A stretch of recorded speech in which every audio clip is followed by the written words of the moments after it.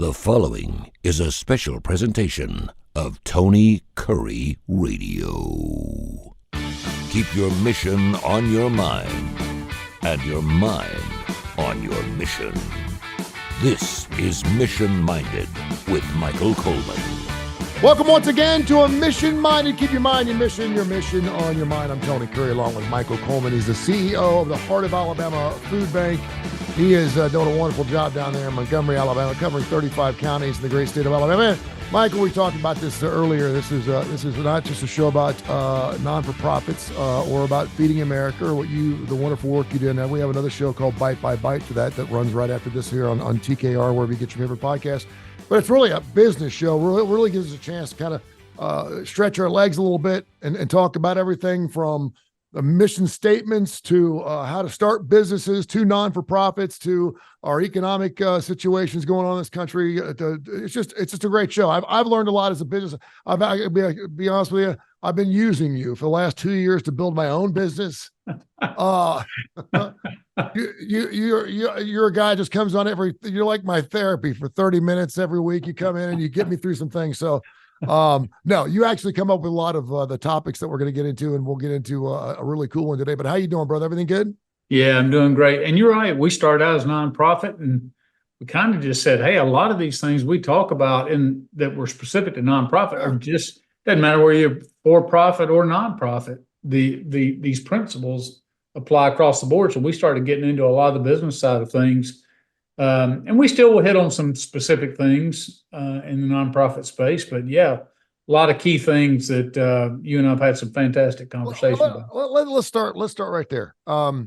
So the NCAA is non-for-profit. They're going through this whole antitrust thing right now that's up in New York. I guess Nick Saban was up there on Capitol Hill last week talking about how they're going to try to protect the antitrust laws of the NCAA. And the PGA, for example, is also a non-for-profit.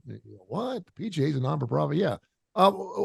When you think about non-for-profits, I think about charities. I think majority of us think about charities. Right. We think about we're raising some type of awareness or advocate for some wonderful cause, and that's certainly true. What separates, say, for an example, just talk about, say, the NCAA or the PGA. Why are they a non-for-profit? And also throw in the fact that what is the difference between? I mean, obviously you have to pay your employees, right?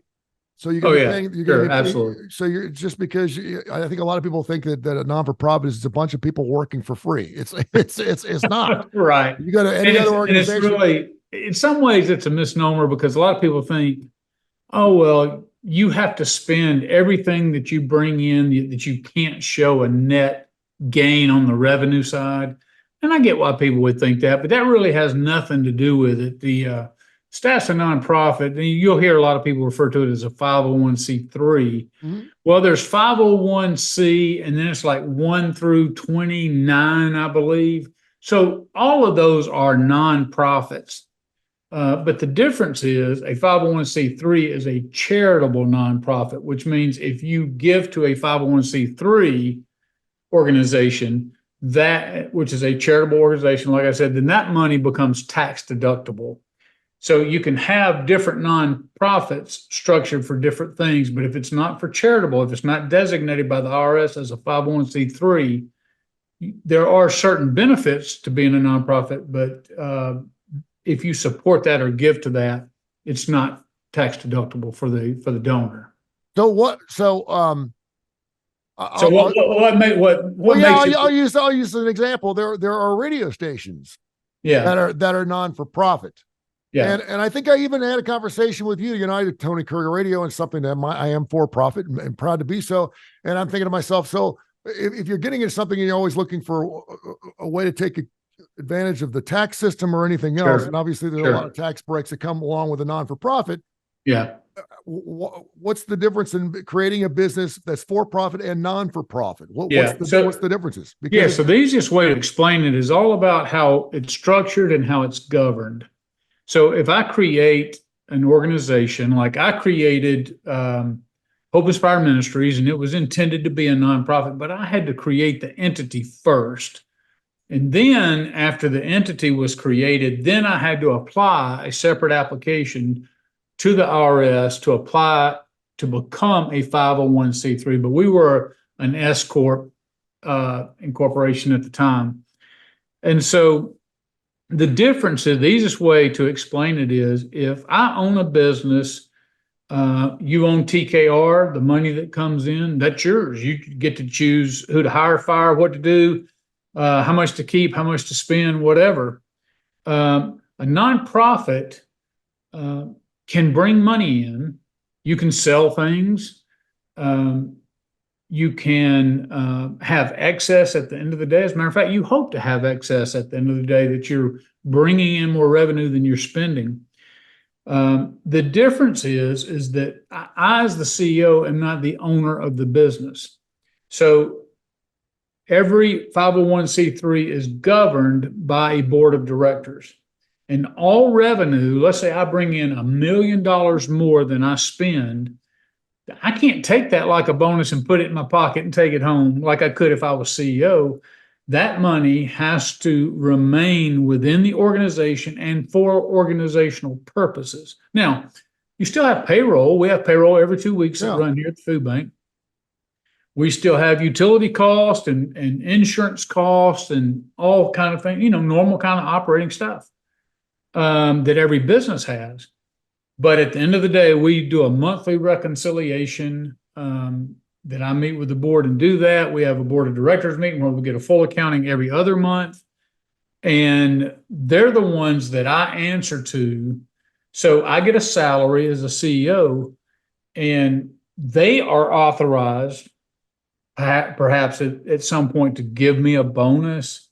But the money is not my money. It is the organization's money, and all money brought in has to go back into the operations of the organization under the authority and governance of a board of directors. And there must be at least a minimum of 3 people on your board to be an RS 501c3. And I, as a CEO, am simply an employee who answers to the board. Yes, I'm the chief executive officer. Yes, I can do all the hiring and firing. I do all the day-to-day. I set the vision. I set all that. But it's really the board who has to endorse those things and really has the overall financial responsibility to make sure that financial matters are handled correctly, that the nonprofit stays, the operations of the nonprofit stay within the boundaries of the nonprofit. That's all their responsibilities. They hire and fire the leader. The leader then hires and fires the day-to-day, everybody else within the organization. Well, what's your take on individuals? And if you're a board member, you don't get paid, correct? It's typically the case that you do not, although you are not prohibited from getting paid as a board member. And lots of times that's confusing to people, because you'll see these corporations that have board members, and lots of those are paid board members. Yeah. And I'll give you an example. I know he's passed away. Colin Powell will be one example. So, well-respected man, retires out of the military, does government service. People just want his name attached to their business. Mm-hmm.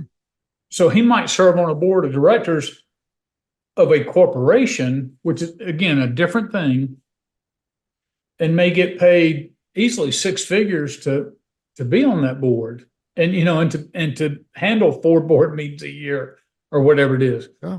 Nonprofits typically, now you have national nonprofits like St. Jude's, Feeding America. You'll have board members all over the country, sometimes even in other countries. Your average nonprofit like us is going to be locally operating in your community, and you're going to have a combination of business people, government people, community people, all who have an interest in making sure that you're moving forward effectively. And so you want to bring in people who have good business acumen, who can help be a great ambassador for what you're doing, who can help fundraise and solicit on your behalf. And so it really, while legally it is, the board is the supervises or oversees the operations of the CEO, you really want to have a great environment, a team environment where you're working hand in hand. I try to do my best to keep my board informed, but also do my best to not unnecessarily put things on them because look, they have their own jobs. They have their own, they're doing this. They're not receiving compensation. They just do it for the good of this community. And so I try to do everything I can to take burden off of them. But I also have to respect them as my authority, and I'm accountable to them. Speaking of working hand in hand, you wanted to get into networking today. I got a son of mine, first year Clemson, and I said, man, these years are so exciting for you, and you're meeting so many different people from all over the country, and you're all wanting to do different things. And based on what your major is or what your minor is, you're meeting people that are probably going to work with you, or you're going to cross paths with them in the future. And I said, so now's the time to build those relationships, particularly with the smart kids. You know, go hang out with the smart kids at college. Right. My brother-in-law, who is an attorney, a lawyer up in St. Louis, he's a property lawyer, does all kinds of property things, and buys parcels of land for a very successful grocery store up there called Schnucks, and basically does all their lawyering for them. But he's kept in touch with 4 or 5 guys that he went to Southern Illinois and also Vanderbilt with, that he keeps in touch with. These 5 guys, they go on trips to Vegas together. They go on motorcycle trips to Canada together. They go on hunting trips together. They go on 3 or 4 trips, but they all work together. They're all lawyers, and they all have their own little piece of the pie. Okay, I'm going to be the title lawyer. You're going to be the real estate lawyer. And they all work together, and it works really, really well. So once one piece of business gets in the till, all 5 guys are going to have a piece of the pie, right? And it works very, very well. It's a great hit. It's a great tool. It's a great networking tool. And so I keep telling, my son Santo, how important it is at this point in his life. You hope to be doing business with people that maybe not in high school, but certainly you went to college with, because you're going to be asked to be on some boards later on in your life. Just talk about how important networking is, and how important it is to be open-minded, to learn from other individuals, perhaps, and know a little bit more about the skill than you do. Well, I was first introduced to this. So spent 21 years in the Army, first introduced. The problem is lots of times in the Army, you meet a lot of people, a lot of key people that go on and make general and can really influence your career. But it's difficult because it's difficult to always get stationed with them again and interact with them, and you're kind of communicating. And back in the day, this is, when email was just coming on board. But I really began to see that while you were stationed with somebody, if you were somebody with high rank and could call your own branch and say, hey, I want this captain to do this, or I want this guy to do this, you begin to see the value of having people with authority and power advocating for you. And it just began to open up my eyes a little bit. Well, when I got into the nonprofit space, especially here in Montgomery, now, I was born and raised an hour from here, so I'm familiar with the area, but I really didn't know any of the families here in Montgomery. I really didn't know any of the people. When I went to Birmingham, same kind of thing, didn't know anybody. And so it can be incredibly difficult when you're like, okay, where do I start? But when I started the nonprofit, I was like, I only know a couple of people, but you know what? I'm just going to get out there and begin to start connecting with people. And so really kind of that whole process, because I know there's a lot of people that go, well, I'm an introvert. It's hard for me to talk to people. It's hard for me, the idea of building a network. How in the world, where do I even start from? And so I was like, yeah, that would be something that's worthwhile that you and I could talk about. Just how to begin that process, especially for people who aren't naturally equipped to do it, or don't naturally find themselves in different groups. Well, I would think that an organization, and they don't spend any advertising money with either one of us, but LinkedIn, an organization like a social media organization that is primarily looked upon as more business than fluff, like LinkedIn is. Although I'm hearing from several friends of mine now it's kind of turning into a dating app, which I'm not so sure about. So I don't know if you want to go meet somebody on LinkedIn. I guess you could do. Maybe they think it's linked up in a different type of way. But talk about just because there are different ways, even if you're introverted, You don't have to Yeah. be so much a people person or shaking hands. You can even Yeah. be a germaphobe, and maybe if you have a good LinkedIn account, you can network that way as well. Talk about the importance of that. Well, see, I've had a lot of people, and I have mixed emotions about LinkedIn and social media. I do think it has a useful purpose.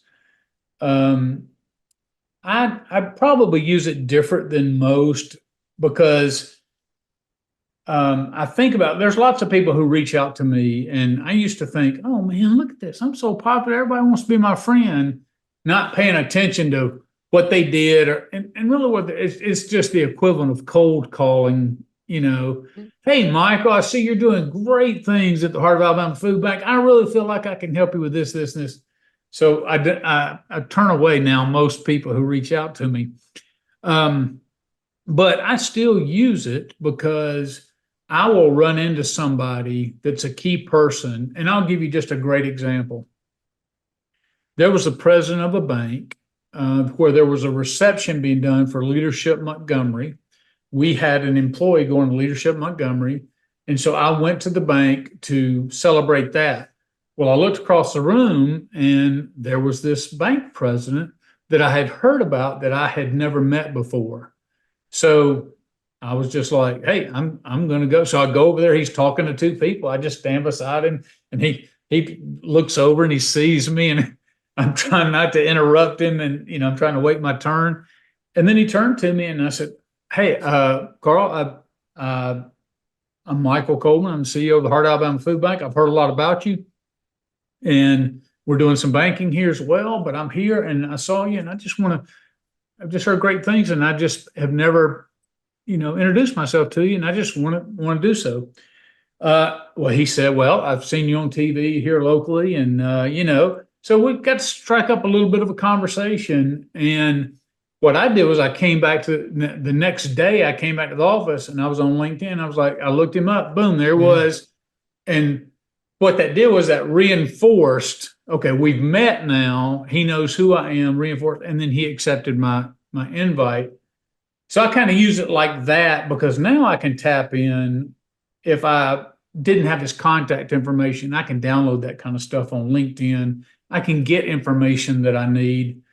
But the reality is at some point in time, you're not going to be able to build a strong network without the face-to-face or without the in-person. I can, sometimes I've gotten on Zoom calls and then I know somebody, but until you break bread with somebody, until you sit down with a cup of coffee, until you swap a few stories with each other, there's just something about that dynamic that starts to build a bond.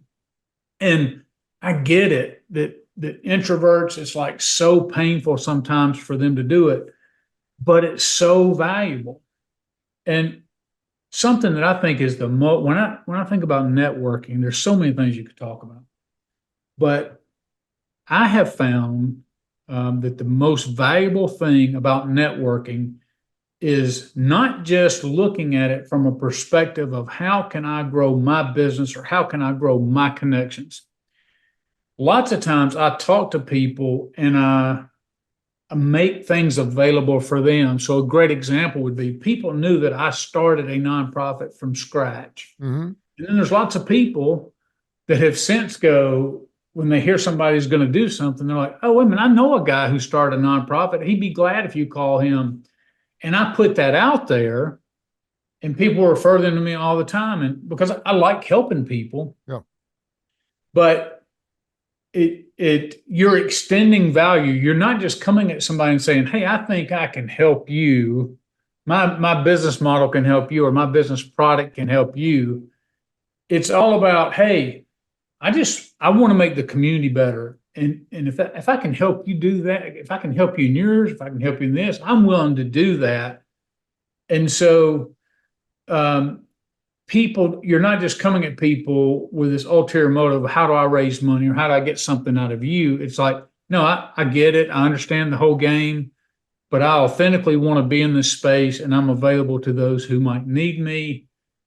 And so you have to be giving of yourself. And I think once people see that and see that authentic nature, then not only do they want to take advantage of that at times, but they also want to spend time with you and help you be successful. So you just create more natural communications back and forth as you're, and which ultimately accomplishes what you're trying to accomplish, which is to grow your network, grow your influence, grow your business. This is Mission Minded. I'm sitting here looking at 35 emails right now. Seriously, it's 35 emails saying, first of all, they say, if it says Anthony, I know they don't know who I am because my name is Tony, but it'll say, Anthony, how are you? It's been such a long time. And I'm like, okay, you're full of crap. I know you're not, because no one could, my mom was the only one that called me Anthony, and that was before I was going to get spanked. But yeah, it's funny because you mentioned that there's so many people, you may have met them. Sometimes I think it almost feels a little stalkish. Now, if someone reaches out to me and asks me to friend them or follow them in return, I can always say no. But if I just met someone last night and they can do something, well, listen, let's be honest here. If you're networking, you're looking for something in return. You're networking, you do something for me, I do something for you. That's how it works. And it works together. Can you briefly talk about, because the worst thing you can do, and I don't know if you've ever been in a situation, is go down a snake hole with somebody and really think that this is someone that you could probably utilize in some form or fashion, and you find out you just wasted a ton of your time. And I'm trying to think the last time that really happened to me, whether it was someone trying to sell me a copier or something, and you're like, well, and it turns out just to be a really hell of a great salesperson is what it turned out to be. You do what? I thought you did, next thing you know, you've spent 3 times on the phone with this guy and you realize that, he's wanting to sell you a copier, right? That happened to me a couple of weeks ago. Can you talk about some of the signs, some of the flags you look for when it comes to networking, the good networkers and the bad networkers? Yeah. So there's some people who come right at you. And it's so funny you mentioned that, calling you Anthony. Last year, it's been about 8 months now, we've changed from the Montgomery Food Bank to the Heart of Alabama Food Bank. And I'll have somebody say, hey, I've really been studying you, and the work you're doing at the Montgomery Food Bank is phenomenal. And I'm like, well, you hadn't studied me in the last 8 or 9 months because we've changed our name. Yeah. So there's those kind of giveaways. And there's people who they keep playing with the templates, trying to come across as real or authentic and all that kind of stuff. And that's what I'm saying. You just can't do that effectively through emails. The red flags are when people come at you very aggressively and they're not interested really in knowing you. They're interested in determining right away whether you're a prospect or not. Yeah. If you want to enter into a business relationship with them or not. And it feels good, by the way, for people to reach out, because when they're reaching out to you about your business, they are showing appreciation or at least a response to something you're doing, and that makes you feel, oh, someone's interested in what I'm doing. Well, I will tell you, I had this guy, and he's a consultant, and I think the guy's a smart guy, and I think what he was doing was good, and it could have been good, but he turned into the Riddler, and I was at a reception, and so I get a drink, and I'm just standing there, and he says, hi, I'm Gary. And hey, Gary, what do you do? And then he starts asking me questions like, what's your 3 to 5 year plan?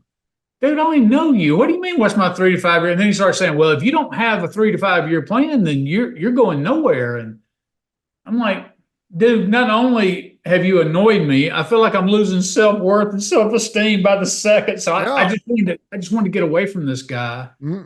And like I said, people who have done, I found out later, people have done business with him. He's a smart guy and he really knows how to help. But he just came on so aggressively. I'm like, dude, I don't want anything to do with it. I mean, even if you've got something good, I don't want to sit down and try to figure out what it is because you're just so abrasive and so in your face. People who come across arrogant, like they've already got it all figured out. And that's why some people say, well then how do you do it?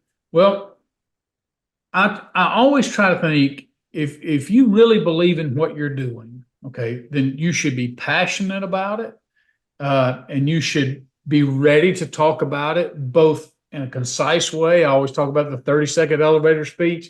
I've got you, we get on the elevator together, we're going up to the 5th floor, and then you ask me what I do. I've got to tell you in a succinct way that you understand it as you step off the 5th floor. But I think about just a lot of our natural things. So I'm in Rotary Club. Mhm. So I have a lot of friendships in Rotary Club, but I've spoken to my Rotary Club at every opportunity about different aspects of food banking. So they've known me, they know what I do, they know where the need is. Then I have my church family that it's another natural group that I go to. And then there's the Chamber of Commerce. We belong to the different chambers of commerce. And so we go, and sometimes there's overlap where you see the same people. But everywhere you go, if you're looking, there can be a different community group for you. And not to mention the time that you spend as a volunteer or as a donor in other organizations. But there's just no shortcuts to getting out there, finding opportunities or groups, going to lunch with people, going to coffees, and a lot of times not just hammering them over the head with business. I remember I went out with this banker, and I knew he wanted me to start doing some banking with him. He's a great guy, Jason. I didn't know Jason. Jason didn't know me. We just went out to lunch.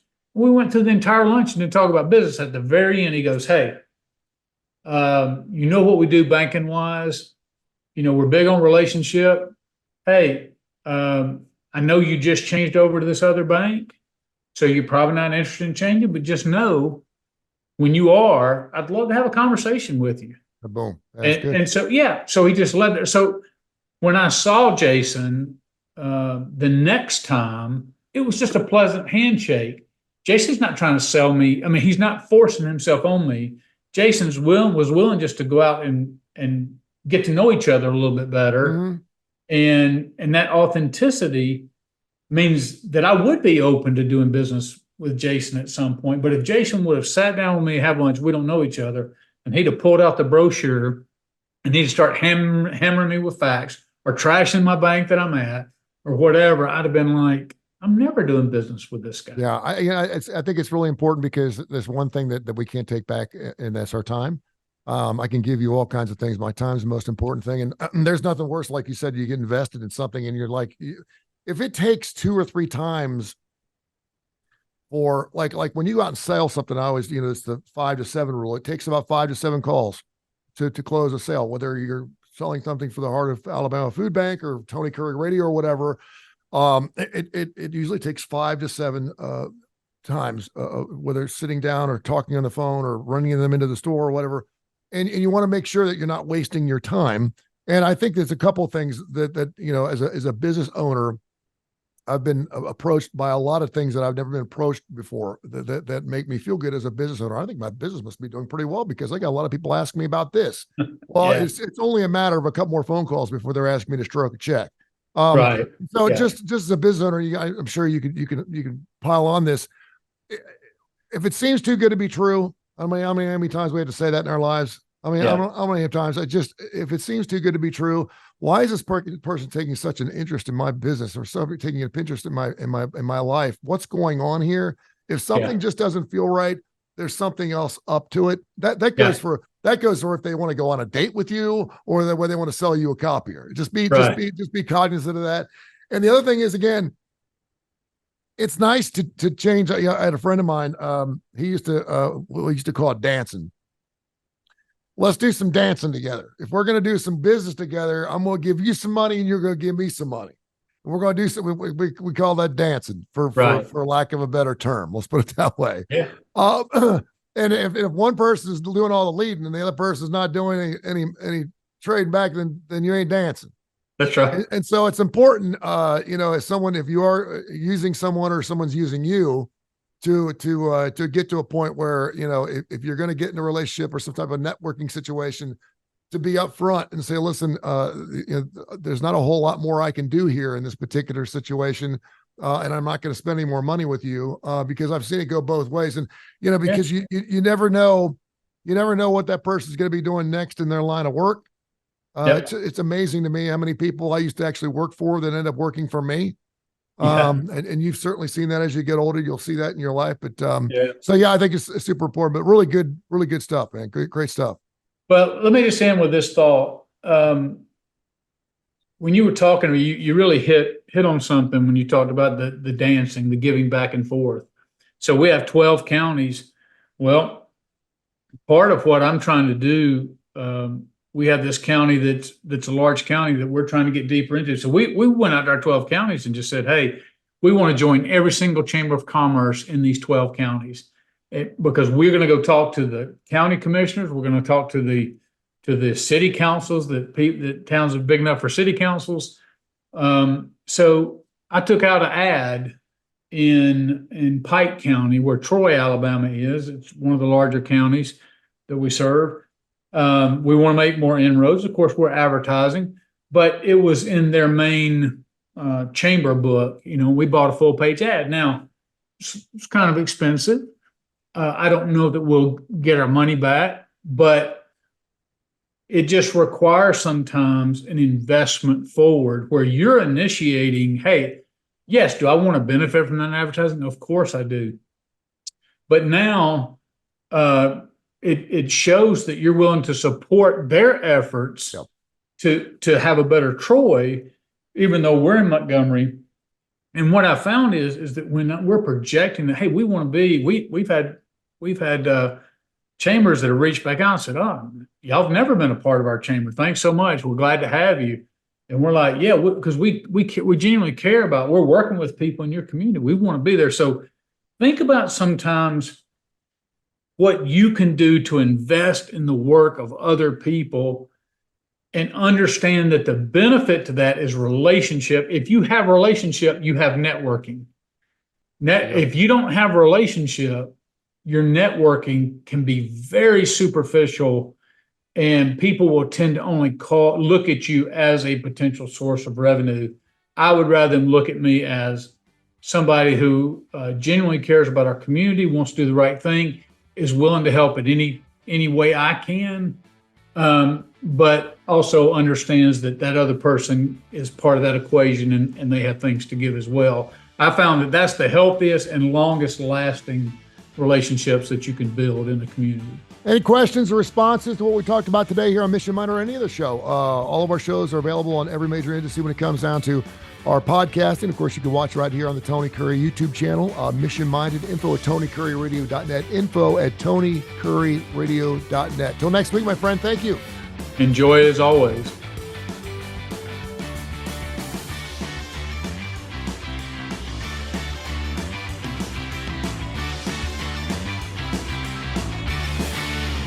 This has been a special presentation of Tony Curry Radio.